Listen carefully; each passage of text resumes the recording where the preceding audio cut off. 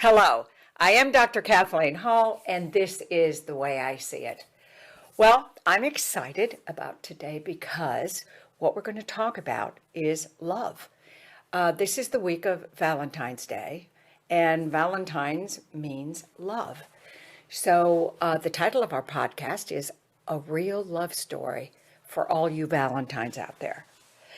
There were a lot of ways to go this week talking about love and intimacy and love and how to do it in love and the psychological aspects of it, the spiritual aspects of it. Anyway, it went on. And then I woke up in the middle of the night and I thought, you know what? I think for the first time ever, because I've never done this before, I thought I'd begin by telling my own personal love story because I believe it has universal lessons for everybody, for anyone, that I wish I would have known when I was young. Then I'd like to, after that, share a few pearls of wisdom that I know to be true about love in my very long life, and in if love has to do with it, a very successful life in love. But it didn't start out that way. I started out in a very violent and very damaged family. My mother was a singer, dancer, a beautiful woman. My father was a very successful, gorgeous guy who was part of a extended family that was very well known. Anyway, they married and everything pretty much fell apart, I believe, from the beginning. But as it grew and I grew up, my father became more jealous and more violent with my mother and pretty much all of us. And it got to the point that I grew up pretty confused about love, because when it's based on things that you see, like on my mother's side, fear, hiding, hypervigilance, because when you live with somebody, violence, that's the cycle of violence. It's the way you live. And then with my father being a bully and violent and jealous, it was a nightmare. That's a good way to put it. It was a nightmare. And it was all I could do to survive it. So to say I knew nothing about real love except through my pets. But even that was dashed lots of times, because my father, when he would get really, really mad, sometimes as a lesson, he would take his shotgun it was usually a shotgun, and kill, whether it was a cat or shoot at the dogs or whatever. So when I say violent childhood, I mean horrendous. And if he didn't like what you wore, he, would take your clothes and put kerosene on them and burn them in front of you to teach you a lesson of what was proper to wear and what wasn't proper to wear. So the only reason I'm sharing this disturbing story of my beginning of my life, again, which I've never told before, not out of shame, but just out of, just not wanting to go back there really a lot, is because it has to do with love. Because I had no view of love. I had view of, if it was going to be love, it would be ownership. It would be one titular head of a family. It was pretty perverse. And then we grew up Catholic. So it was, Jesus bleeding on the cross in front of me all the time. Every time we went to church, we sat in the front row. So I was a few feet from the thorns and the bloody images. That my salvation probably was saints, women saints, because I tried to channel Bridget or, Mary or the Mother of God or any of the women saints, and would, feel like they overcome anything. They overcame male kings and male things. And so that was pretty much how I survived my childhood. But in saying that, I was never going to get married. I didn't believe in love at all. And or my other choice was to go into a convent. So I matriculated through high school, did very well, and was really, really popular, but never dated much. And if I did, it was shake your hand at the door, never any kissing, touching. I mean, when I tell you that I was damaged, it was pretty much beyond belief. So anyway, fast forward, I go to school, I get this job at a hospital, and I'm credit and collection manager. And the only guys that I date are like, the flashy guys with the Mercedes coupes or the Porsches or the, shallow house. Good looking. I was attractive and, kept it on again, I dated him a couple times because I wasn't about to get involved emotionally because I didn't think I was capable of it. Or so anyway, I did it for fun, for partying or drinking or whatever was going on at that stage. Anyway, one day I'm in my office and this skinny, 135 pounds, 6'1" man walks in, and I'm staring at him. He's got a white coat, so I can tell he's a medical student. And I go, "Can I help you?" And he goes, "Well, I've been watching. I go by, make rounds, and I watch you, and you really." Work hard and everything else. And the doctor at the emergency room said that I needed to come by and introduce myself. And I said, "Oh, hi, I'm Kathleen Hall." And he said, "Well, I'm Jim Hickson." And he had this Southern accent. I went, "Oh my God." I said, "Where are you from?" And he said, "I'm from South Georgia." And I said, "Yes, I can tell." And he said, "And ma'am, I've been wanting to meet you." And I went, "Oh dear God, why did Dr. Jernigan send this guy over here?" And so he's talking to me and really nice. And all of a sudden he goes, "Oh my God, I see that Southern Living magazine on the corner of your desk."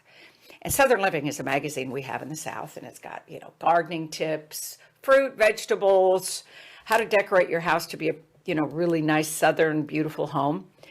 And I couldn't believe this man was picking up a Southern Living magazine or even really knew what it was. And he goes, "Oh my God. This is our favorite magazine at my house." He said, "And look at this, how to make and fry crisp okra." I looked at him, I thought it was a joke. And he went, "Do you mind, ma'am, if I sit here for a minute? My mama's okra has been soft lately and she wants it crispier. And it says that there's a new coating."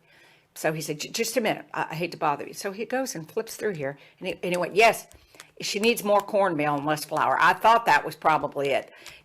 "Thank you so much." And then he flipped, went back to the magazine. He said, "And her hydrangeas have been acting up and they've been turning a little too pink. It's a beautiful flower we have in the South. And do you mind if I just one more minute?" So he sits down and he looks up how to get your hydrangeas to have more acid in the ground. And he goes, "Oh my God, I'm going to call her. I'll call her and tell her about this. Thank you for letting me look at these magazines." And he said, da-da-da-da, and he talked to me and he left. And it was like a bomb went off in my heart. I got to be honest. I was teary-eyed. My heart was up into my neck. I couldn't even breathe. And I went, "Oh my God, what is going on here?" And I felt sick to my stomach. And so the two women that worked with me in the same office looked at me and they started laughing. And I said, and I was their boss. They said, I said, "What's so funny?" And they said, "You're in love." I said, "What?" And they said, "You're in love." I said, "Oh my God, no, I'm just nauseated, sick. I've never seen anybody like him in my life." And they said, "Well, he is a true Southern, gentle, sweet man." And said, "Seriously, any man that would look at that, recipes for his mother and hydrangeas, and he came by to see you and he's adorable. We think he's adorable." So I was sick the whole afternoon, felt weird, had to go to a big meeting. I came back from the meeting about 5 o'clock, and there's this, by the way, this is Valentine's Day. It's February the 14th. There's this little note in the corner of my desk, and it said, "Miss Hall, I wondered, since it was Valentine's Day, if you weren't busy tonight, if we could maybe go out to Lum's to get maybe a hot dog and a Coke or something and get to know each other a little better." I went, oh my God, I can't believe this is happening. And he left his phone number. So I went home, freaked out, didn't know what to do. And anyway, I called him back. He picks me up. We go out for this hot dog, and I was trembling the whole time because it was just like from another world. And I was terrified. I'd never, ever experienced somebody kind and gentle and loving and peaceful. And I don't know how to explain it. I never knew a man like that. I don't know. But instead of being, mushy and everything, I was terrified. I was sick to my stomach. So that happened. We dated 3 times, went out, never kissed.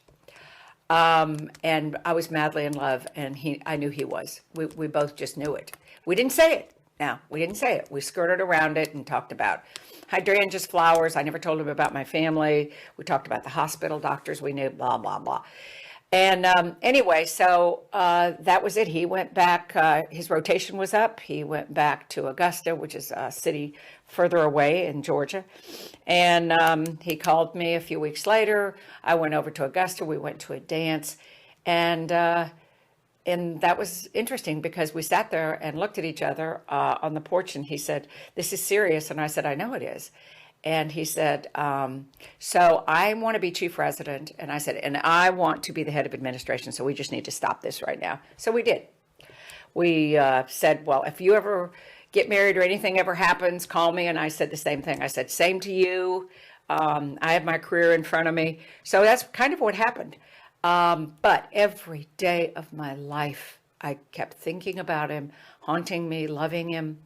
And I knew he loved me. It was just such a deep connection. And it really was love at first sight, whether it's a vibrational frequency, whatever it was. But we didn't see each other for a year and a half. And I fell for a man in Florida. I had moved down there and started getting serious. And I thought, you know what? I need to call him because I did promise if I got serious with anybody or thought about marriage, I'd call him. Well, I called him up in Augusta, and I tried all the hospitals. At the last hospital, they finally found a Dr. Hickson. I was paging overhead back then. And he comes to the phone and he recognized my voice. He said, "Kathleen," this was on a Thursday. So he said, "Before you get married or go any further, would you fly up here on Saturday?" So I did. I flew up to Augusta on Saturday from Orlando, got off the plane at 9 o'clock, true story, called my mother at 1 and told her we were getting married. And we were married literally a few weeks later. That weekend we did kiss and things like that, but I'm telling you, it was the strangest relationship. I walked down that aisle, literally not even knowing him very well. So, but for some reason, some divine reason, I just knew this was it. My mother hated him because she thought his accent, being deep Southern, that he was ignorant. And I kept telling her he's a doctor, he can't be stupid. And he graduated, in 3 years from medical school, 3 years from undergraduate. I mean, please, Mom, he can't be stupid. And she didn't care. And he was Baptist. Of course, that was out. She was Roman Catholic. And in the same vein with his parents, they were Southern Baptist and hated me. They'd never really seen it or known a Catholic before, by the way. They had seen John Kennedy on television, but that was about it. So it was a horrible situation for them, wonderful situation for us. So the reason that I'm telling you this story is because pearls of wisdom developed out of this relationship of two people really not knowing each other, except knowing that you're in love and everything that transpired. It would take many podcasts to talk about our relationship. But the sum of it is that we fell madly in love. And I forgot to say this. Before we got married, on that Saturday I flew up there, I told him, I said, "You can't marry me." And he said, "Why?" And I said, "Because I'm the most damaged person you have ever seen in your life, ever." And he said, "What?" And he said, "You're beautiful. I mean, you're pretty, you're nice. I said, "Yeah, I know. I know all that. That is just the icing on the cake." I said, "When the icing melts off, you have no idea. I am the most awful. I mean, if you knew where I came from and what I'd lived through, you would never, ever marry me. So I'm so damaged. You're so kind and loving. You need to marry somebody very kind, very loving, that can love you back and be not be damaged like I am." And he pushed back my hair and he said, "No matter how long it takes, how many years, how much money, how much counseling we have to have, whatever it takes, let's spend our life weaving our lives together and figuring out how to make this work, because I will love you till the day I take my last breath. I know that." And I started crying and I said, "And I'll always love you." So anyway, we decided to get married. We got married. Anyway, fast forward, we married into this relationship. And so I took his mother. I decided to take his mother, since she had put her stake in the ground, decided to hate me. This is my challenge of love. I'm going to love her no matter what she does to me my entire life. So subsequently, We had two children that she adored, and adored, of course, her son, her oldest son, and really despised me. And she lived for 38 years in our marriage before she died, 35 years, and pretty much disliked me every day of her life. But I took her as like a saint. Or again, remember, I kept imagining these saints. I kept thinking, she is my person that I'll learn from, no matter what she does to me. I'm going to learn to love her because I'm the one that is or was damaged, and I can learn from her. So anyway, that was one thing we did, which was wonderful and beautiful because she taught me so much.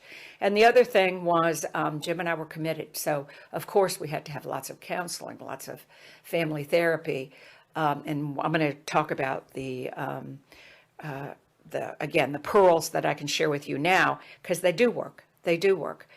And because I met my husband on Valentine's Day, and here we are, almost 48 years later, and the rest is history. We are ridiculously in love, and more in love now than we've ever been with any breath of our life.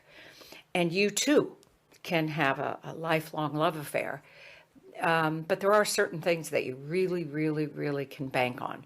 And you can, again, go to the bank on or know how to create a relationship. And again, we've been through, losing a child, betrayal, all kinds of normal things. Everybody goes through in every love relationship.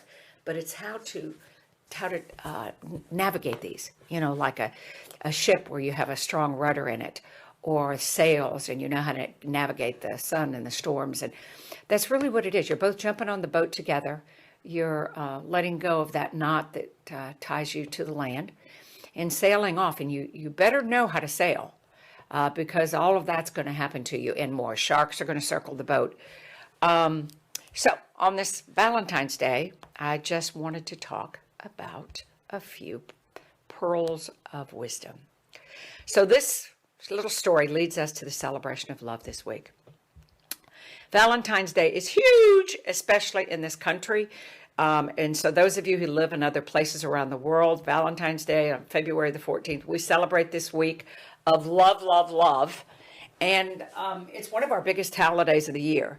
But I think everyone, no matter where you live around the world, we all need love, especially with COVID and everything we've survived this year. We need to weave our lives back together in a better way more than ever, especially in our country. So what I wanted to talk about was things like this. The reason we know it's a big holiday, 70% of us celebrate Valentine's Day. We spend almost $30 billion on the celebration of love. Okay, so does that tell you how much we want it, we need it, we know? It's such a fanfare, it's no surprise that it becomes mistaken. Love becomes mistaken for intimacy, and they really aren't the same thing.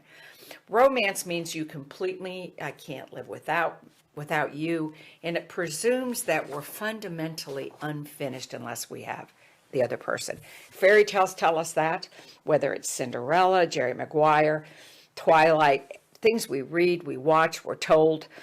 Finding the other one is supposed to complete us or heal us. And again, I don't know what about me, as damaged as I was, I knew he'd never completely. I knew it had to be my journey, but it was like I had a best friend to go through the bowels of hell with me. I think that's how I would describe it. It was I never had fairy tales. I was never read to as a child, so I never had stuffed animals, so I never would have had any of that. But also, don't be part of a jigsaw puzzle. Becoming part of a jigsaw puzzle or a jigsaw puzzle piece in someone else's puzzles, pretty awful and pretty terrifying. What happens if one of the pieces needs to change its configuration? Your wholeness is threatened if you have to change to fit in to their puzzle.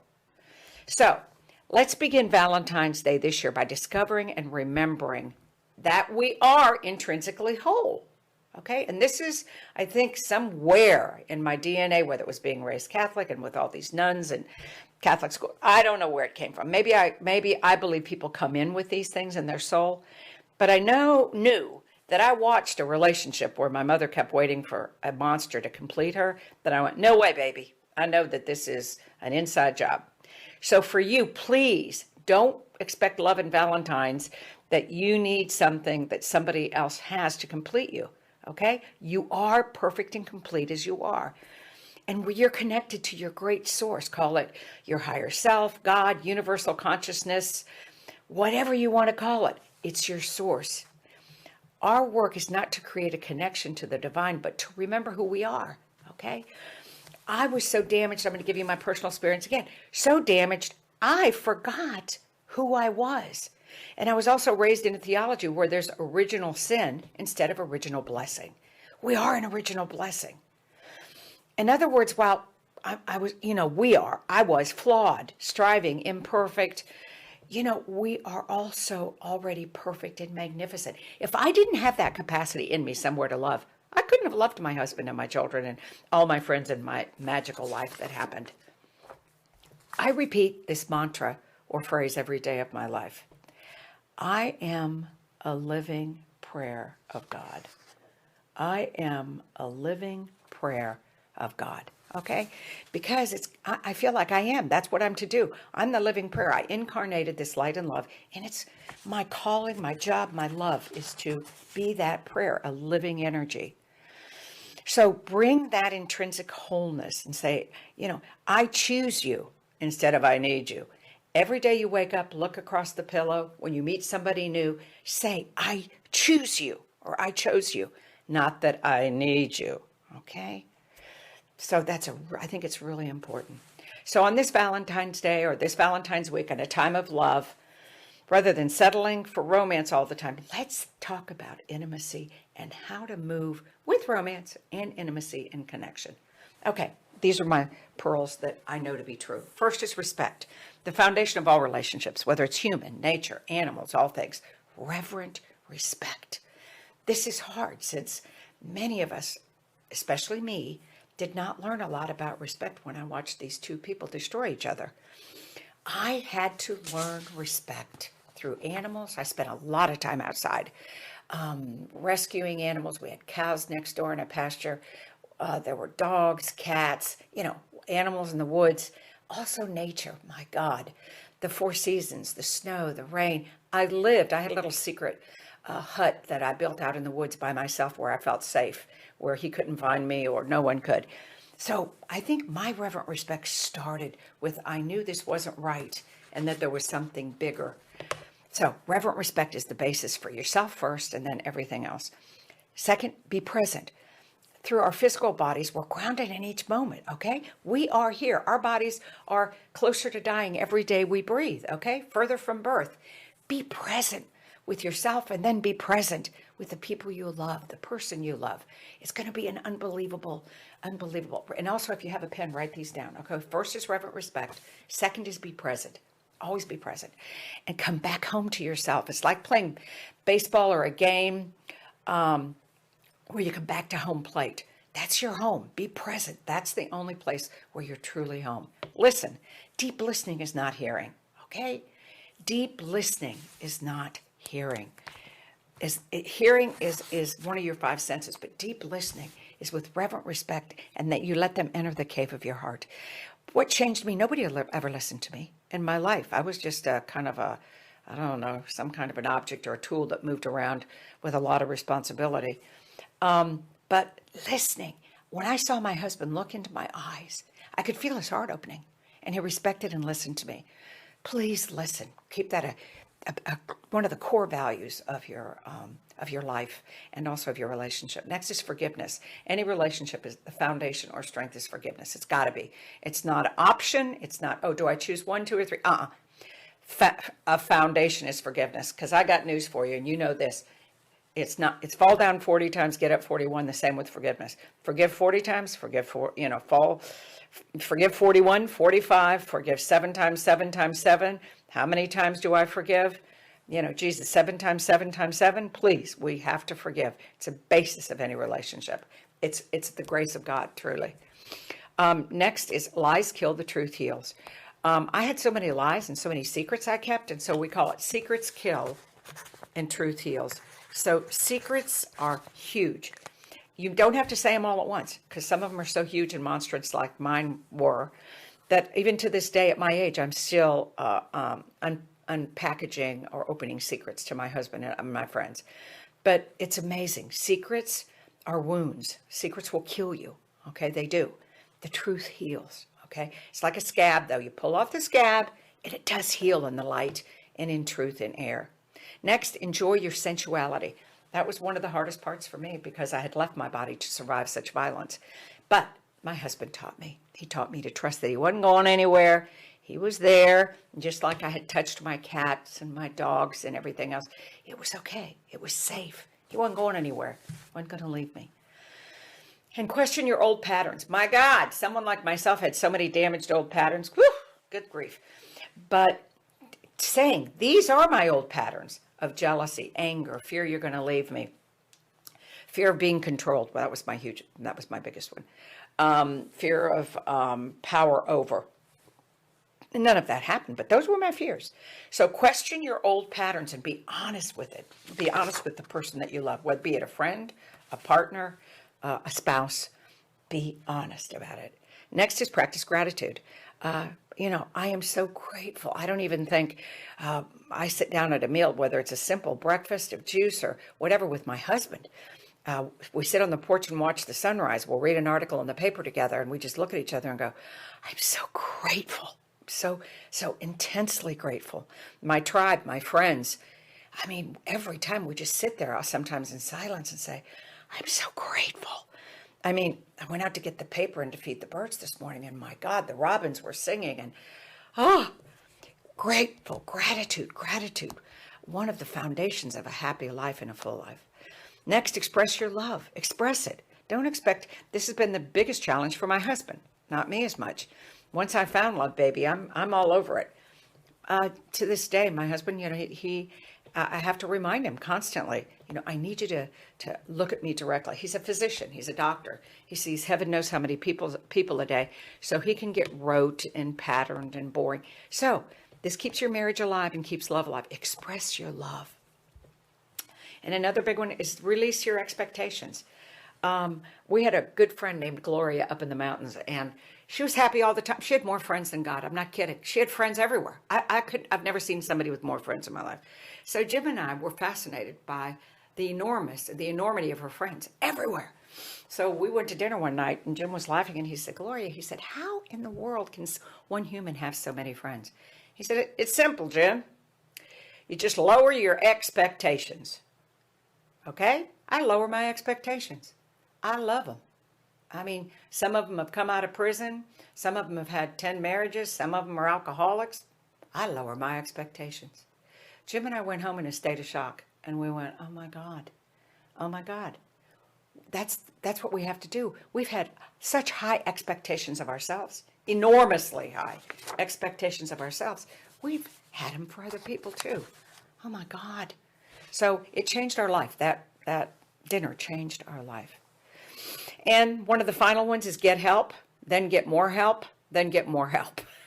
For me, it started out with therapists and teachers and classes, and then all kinds of alternative healers, friends. I was afraid to trust friends because I thought if they found out who I was or what my past was, and remember, I'd been so betrayed, I was afraid they'd betray me.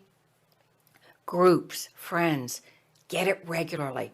Jim and I have had more marriage counselors than colors in the rainbow. I'm not kidding. I mean, we've had every type, every flavor of marriage counseling, couples counseling, individual counseling, you name it, we've done it because we were committed. And when our love began to dry up or get short or terse, we knew one of us or both of us needed help. And we helped tell each other that maybe Jim, or Kathleen, maybe you need to go see somebody. It's not an indictment. It's not negative. It's positive. It's saying, you need to grow maybe here, or I need to grow here, and I just don't know how to do it. I don't have the equipment or the tools to do it. So I need to go somewhere. Remember, a relationship is like a garden of flowers. It requires regular fertilizer, pruning, light, nourishment, and replanting. Okay? Pruning. Just like great trees I have in my backyard, a lot of my beautiful flowers. Everything that we have requires pruning, fertilizing, light, nourishment. We're all part of this organic beautiful universe. So please, no, it'll grow stale and die. Your roots will die up. Okay, last but not least, open yourself to the mystery. If anyone would have told me I'd be married to this man, who is one of the most kind, gentle, loving, I could go on forever, healer, physician, I can't tell you. And the lives we've changed, and through my woundedness, opening foundations and him supporting me, and he, and the thing, I can't even tell you, it would take a whole, more than a podcast, but open yourself. When you feel yourself afraid or start to close up, especially as you age or come out of a divorce, or after we lost a child, and after we've had so many huge losses, which again, I don't want to talk about right now. We don't have time. It's hard to open back up because of the wound. Again, here we go with that crusty covering. You have to rip off that scab, because remember, and open it. Open that oozy stuff, and trust that whether it's friends or a healing balm or love, whatever, a bit of laughter, open yourself to the mystery. If anyone would have told me my horrendous childhood would lead me to this literally almost fairy tale of a life, not me, never me, not damaged me, not terrible me. But remember, I didn't wait for it to happen. I created the fairy tale. And I found someone else who believed in love and believed in working at it and believed in all the tenets: reverent respect, listening. You gotta have a partner or friends or a tribe that believes in it. And it is a lot of work and commitment. So enjoy these explorations of intimacy on Valentine's Day and well beyond, okay? And deliberately set out to work at this, okay? I hope you took, and if you didn't, take a couple notes. These are, and if you have a hiccup in any one of those relationships, again, there's teaching, there's books, there's one of the sources too for helping a lot is even the Mindful Living Network, mindfullivingnetwork.com. rmln.com. And if you have any questions or problems you can't get over, contact me at info@mindfullivingnetwork.com or info@ourmln.com. Also, we have a great newsletter. It's wonderful. I love our newsletter. And sign up for it. Sign your friends up. Get your family. It's a source of healing and lessons and all kinds of cool things. Also, like I said, if you have any information or anything you want us to talk about, anything you want us to write about, any kind of a newsletter or communication you want us to begin, let us know. We're open to everything. We want the world, not just this week of Valentine's Day to symbolize love. We want it just like one of those weeds that you blow and the seeds blow and spread all over the planet Earth and out into the universe. We all want to spread sparks of light. Just like the Big Bang Theory, we want to be the Big Bang for love, especially now in our world, guys. We need it more than ever. So thank you for being with me for my real love story for Valentine's Day. And you have your own love story, and if not, start creating it today, okay? A real love story of love for Valentine's Day. This is the way I see it. I am Dr. Kathleen Hall.